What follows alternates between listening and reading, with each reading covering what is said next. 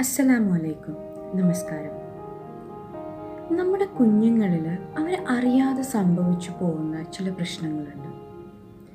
അതുപോലെ ഉള്ള ഒരു വിഷയമാണ് ഞാൻ ഇന്ന് ഈ വീഡിയോയിൽ ഷെയർ ചെയ്യുന്നത്. ബെഡ് വെറ്റിംഗ് അല്ലെങ്കിൽ നൊക്ചുറൽ എന്യൂറീസിസ് എന്നാണ് ഇതിൻ്റെ പേര്. നൊക്ചുറൽ എന്യൂറീസിസ് എന്താണിത്? നമ്മുടെ കുഞ്ഞുങ്ങൾ പോലും അറിയാതെ രാത്രി സമയങ്ങളിൽ ഉണ്ടാവുന്ന യൂറിനേഷനാണ് നൊക്ചുറൽ എന്യൂറീസിസ് എന്ന് പറയുന്നത്. ഇത് പൊതുവെ കൂടുതലായി കണ്ടുവരുന്നത് ആൺകുട്ടികളിലാണ്, പെൺകുട്ടികളിലേക്കാളും.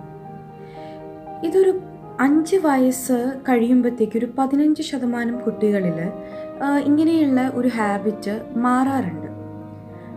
അല്ലെങ്കിൽ ചില കുട്ടികൾക്ക് ഒരു 7 വയസ്സ് കഴിയണം ഇങ്ങനെ ഒരു ഹാബിറ്റ് മാറിക്കിട്ടാൻ.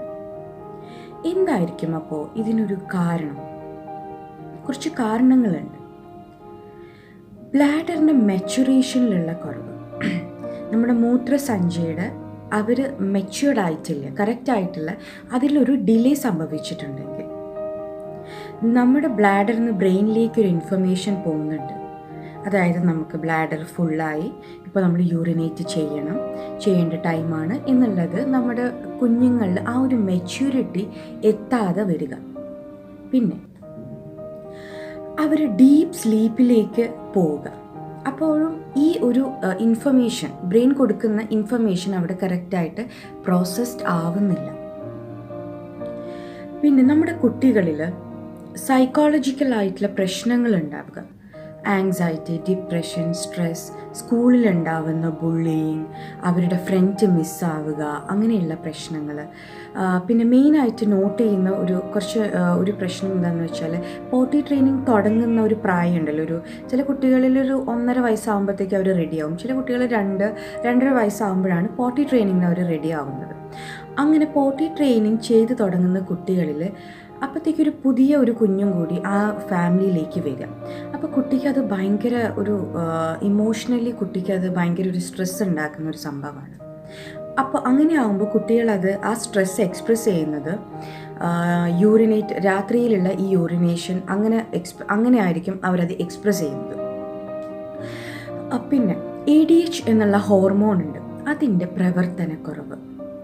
നമ്മുടെ കിഡ്നിയിൽ ഈ ADHൻ്റെ ഹോർമോണിൻ്റെ ഉൽപ്പാദനമാണ് യൂറിൻ കുറച്ച് ഉൽപ്പാദിപ്പിക്കാനൊക്കെയുള്ള ഇൻഫർമേഷൻ തരുന്നത്. അപ്പോൾ ഈ ADH, ആൻറ്റി ഡൈയൂററ്റിക് ഹോർമോണിൻ്റെ ഉൽപ്പാദനക്കുറവും ഇതിനൊരു പ്രശ്നമായി കണ്ടുവരുന്നുണ്ട്. പിന്നെ ഇരുട്ടിനെ പേടിയുള്ള കുട്ടികൾ കുറച്ച് പ്രായം കഴിയുമ്പോൾ ഒരു 3, 4, 5, 6 വയസ്സാകുമ്പോൾ അവർക്ക് പെട്ടെന്നൊരു ഇരുട്ടിനെ പേടി വരും. അതായത് ഇവർക്ക് ഇങ്ങനത്തെ സ്ക്രീൻ ടൈം കൂടുതലായി കൊടുക്കുന്ന കുട്ടികളാണെങ്കിൽ ഇമാജിനറി ആയിട്ടുള്ള ഗോസ്റ്റ് അല്ലെങ്കിൽ വാമ്പയേഴ്സ് അതിനോടൊക്കെയുള്ള പേടി രാത്രി കാലങ്ങളിൽ കൂടുതലായി വരുമ്പോൾ, അപ്പോൾ അങ്ങനത്തെ ആ പേടി ഒരുപാട് അവരുടെ മനസ്സിൽ നിലനിൽക്കുമ്പോൾ അവരറിയാതെ തന്നെ യൂറിനേറ്റ് ചെയ്ത് പോവുകയാണ്. പിന്നെ കഫെയിൻസിൻ്റെ ഇൻടേക്ക്, സോഡാസ്, ഫിസി ഡ്രിങ്ക്സൊക്കെ ഒരുപാട് കുടിക്കുന്ന കുട്ടികളിലും ഇങ്ങനെയൊരു ബുദ്ധിമുട്ട് കണ്ടുവരുന്നുണ്ട്. നമ്മൾ പാരൻസിന് എന്ത് ചെയ്യാൻ പറ്റും ഇതിനൊക്കെ? ആദ്യം തന്നെ അവരോട് പറഞ്ഞ് മനസ്സിലാക്കുക, ഇത് കോമൺ ആയിട്ടുള്ള ഒരു കാര്യമാണ്, നിങ്ങൾ വിഷമിക്കേണ്ട, ഞങ്ങളുണ്ട് നിങ്ങളെ ഹെൽപ്പ് ചെയ്യാൻ. ഈ ബുദ്ധിമുട്ട് അനുഭവിക്കുന്ന കുട്ടികളിൽ മുതിർന്നവരോ താഴെയുള്ളവരോ ആയിട്ടുള്ള കുട്ടികളുണ്ടെങ്കിൽ ഒരിക്കലും അവർ ഈ കുട്ടിയെ ഇതും പറഞ്ഞ് കളിയാക്കാനോ സോഷ്യലി അവർക്കൊരു ബുദ്ധിമുട്ട് ഒരിക്കലും ഉണ്ടാവരുത്. ഇത് പാരൻസിൻ്റെയും കുട്ടിയുടെയും ഇടയിലുള്ളൊരു സീക്രട്ട് ആയിരിക്കുക. അവരെന്നിട്ട് അതേപോലെ സപ്പോർട്ട് ചെയ്യാൻ ശ്രമിക്കുക. അത് കുഴപ്പമില്ല, അവർ എത്രത്തോളം കംഫർട്ട് ചെയ്യാൻ പറ്റുമോ അത്രത്തോളം കംഫർട്ട് ചെയ്യുക, കുഴപ്പമില്ല. അങ്ങനെ യൂറിനേറ്റ് ചെയ്ത് പിറ്റേ ദിവസം രാവിലെ ആകുമ്പം അവരെ ഹെൽപ്പ് ചെയ്യുക. അവരെ കൊണ്ട് ഒറ്റയ്ക്ക് ചെയ്യിക്കരുത്, അവരെ ഹെൽപ്പ് ചെയ്യുക. സാരമില്ല, പുതിയ ഡ്രസ്സ് വേറെ എടുത്തു കൊടുക്കുക. അവരും ആക്ച്വലി ഇത് കാണുമ്പോൾ വിയേർഡായിട്ട് അവർക്കും തോന്നും, പക്ഷെ അവരെ ഒരുപാട് കംഫർട്ട് ചെയ്യാം. പിന്നെ ഇങ്ങനെയുള്ള കുട്ടികളിൽ അവർക്ക് കോൺസ്റ്റിപ്പേഷൻ ഉണ്ടെങ്കിൽ അതും ഇതിനൊരു കാരണമാവും. കോൺസ്റ്റിപ്പേഷൻ എന്ന് പറയുന്നത് മലബന്ധം, അതിൽ ഒരു ബുദ്ധിമുട്ടാണത്. നമ്മുടെ സ്റ്റൂള് ശരിക്കും പോവാതുള്ള ഒരവസ്ഥ.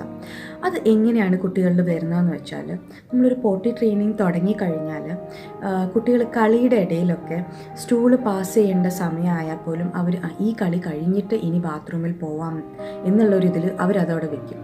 അപ്പോൾ പതുക്കെ ഈ സ്റ്റൂള് നന്നായി ഉറച്ചു വരും. അപ്പോൾ നമ്മൾ പ്രതീക്ഷിക്കാത്ത സമയത്ത് ചിലപ്പോൾ പെട്ടെന്ന് കുട്ടി വേറെ എന്തെങ്കിലും ചെയ്യുമ്പോഴായിരിക്കും ബാത്റൂമിൽ എത്തുന്നതിന് മുന്നേ ചിലപ്പോൾ സ്റ്റൂള് പോയിട്ടുണ്ടാവും, യൂറിനേറ്റും ചെയ്തിട്ടുണ്ടാവും. ഇതൊരു മെയിൻ കാരണമാണ്. അതുകൊണ്ട് പ്രോപ്പറായിട്ട് നമ്മൾ ഒരു ടോയ്ലറ്റ് ട്രെയിനിങ് കൊടുക്കുമ്പോൾ, പോട്ടി ട്രെയിനിങ് സ്റ്റാർട്ട് ചെയ്യുമ്പോൾ തന്നെ കറക്റ്റായിട്ട് സ്കൂളിൽ പോകുന്ന കുട്ടികളൊക്കെ ആണെങ്കിൽ കറക്റ്റ് രാവിലെ അവരിപ്പം 6 o'clock 7 o'clock പോകുന്ന കുട്ടികളാണെങ്കിൽ ഒരു ഹാഫ് ആൻ അവർ മുന്നേ അവർ വാഷ്റൂമിൽ കൊണ്ടുപോയി ഇരുത്തുക. എന്നിട്ട് പറയാം കുറച്ച് നേരം ഒരു ഹാഫ് ആൻ അവർ ഇരിക്കുക. ചിലപ്പോൾ ആദ്യം തന്നെ സ്റ്റൂൾ പോകണമെന്നില്ല, പക്ഷേ ഇങ്ങനെ ഒരു റുട്ടീൻ കീപ്പ് ചെയ്യുക. അപ്പോൾ അവർ ആ ടൈമിൽ സ്റ്റൂൾ എന്തായാലും അവർ പാസ് ചെയ്യും. അങ്ങനെ ഒരു ഹാബിറ്റ് കൊണ്ടുവരിക കുട്ടികളിൽ. പിന്നെ ഇതുമായി ബന്ധപ്പെട്ട സ്റ്റോറികളൊക്കെ ഉണ്ടാവും ഓൺലൈനായിട്ടുള്ള, അത് വായിച്ചു കൊടുക്കുക കുട്ടികൾക്ക്. അപ്പോൾ എന്നിട്ട് പറഞ്ഞ് മനസ്സിലാക്കുക ഇത് കോമൺ ആയിട്ടുള്ള കാര്യമാണ്, ഒന്നും പേടിക്കാനില്ല, ഞങ്ങളുണ്ട് സപ്പോർട്ട് ചെയ്യാനുള്ള ആ ഒരു കംഫർട്ട് ലെവൽ നന്നായി കൊടുക്കുക കുട്ടിക്ക്. പിന്നെ ഇങ്ങനെയുള്ള കുട്ടികൾക്ക് അബ്ഡോമിൻ ഒന്ന് മസാജ് ചെയ്ത് കൊടുക്കുക. ഒരു ഒലിവ് ഓയിലൊക്കെ യൂസ് ചെയ്തിട്ട് ജസ്റ്റ് ഒന്ന് മസാജ് ചെയ്ത് കൊടുക്കുക. ഒന്ന് അവരുടെ ആ ഒരു ബ്ലാഡറിൻ്റെ പ്രവർത്തനമൊക്കെ ഒന്ന് ഈസി ആവാൻ വേണ്ടിയിട്ടാണ് ഇങ്ങനൊന്ന് മസാജ് ചെയ്ത് കൊടുക്കുന്നത്. പിന്നെ ഈ ബ്ലാഡർ സ്ട്രെങ്തൻ ചെയ്യാൻ വേണ്ടിയിട്ടുള്ള എക്സസൈസുകളുണ്ട്. അത് നമ്മൾ യൂറിൻ ഹോൾഡ് ചെയ്യാനുള്ള കപ്പാസിറ്റിയെ ഇൻക്രീസ് ചെയ്യാനും ഹെൽപ്പ് ചെയ്യും. അത് യൂട്യൂബിലൊക്കെ കാണാൻ പറ്റും, കീഗൽ എക്സസൈസ് എന്നൊക്കെ പറയും. അങ്ങനത്തെ എക്സസൈസൊക്കെ ചെറുതായി കുട്ടിയെ കൊണ്ട് ചെയ്യിപ്പിക്കുക. അപ്പോൾ അത് ബ്ലാഡർ സ്ട്രെങ്തൻ ചെയ്യാൻ ഹെൽപ്ഫുള്ളാണ്. പിന്നെ കുട്ടിക്ക് പറഞ്ഞ് മനസ്സിലാക്കി കൊടുക്കുക, ഇതൊരു റെസ്പോൺസിബിലിറ്റിയാണ്, ഇത് കുട്ടിയുടെ റെസ്പോൺസിബിലിറ്റിയാണ് വാഷ്റൂമിൽ പോയി അല്ലെങ്കിൽ ടോയ്ലറ്റിൽ പോയി തന്നെ യൂറിനേറ്റ് ചെയ്യേണ്ടത് എന്ന് നമ്മൾ പറഞ്ഞ് മനസ്സിലാക്കി കൊടുക്കുക. ഇങ്ങനെയുള്ള കുട്ടികളെ ഒരിക്കലും അടിക്കരുത്, ഒരിക്കലും അവരെ ഹേർട്ട് ചെയ്യരുത്. അവർക്ക് ഒരിക്കലും അത് താങ്ങാൻ കഴിയില്ല.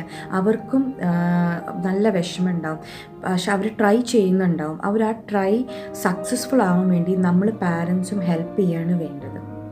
ഇൻഷാ അല്ലാഹ് ഈ വീഡിയോ എല്ലാവർക്കും ഹെൽപ്ഫുൾ ആകുമെന്ന് വിചാരിക്കുന്നു. Thank you so much.